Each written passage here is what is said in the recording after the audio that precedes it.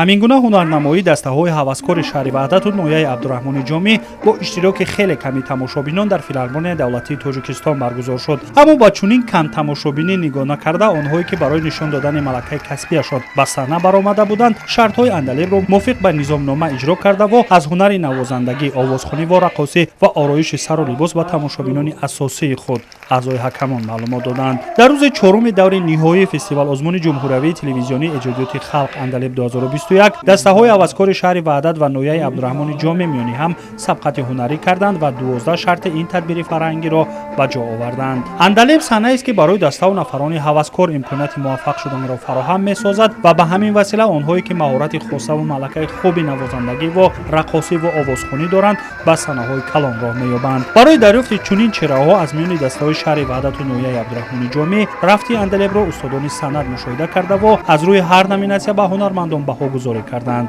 бояд гуфт ки дастаҳои мазкур қабл аз ин дар ду марҳилаи пешин низ иштирок карда ва имрӯз барои ба даст овардани ҷоизаи асосии фестивали мазкур сабқа доранд.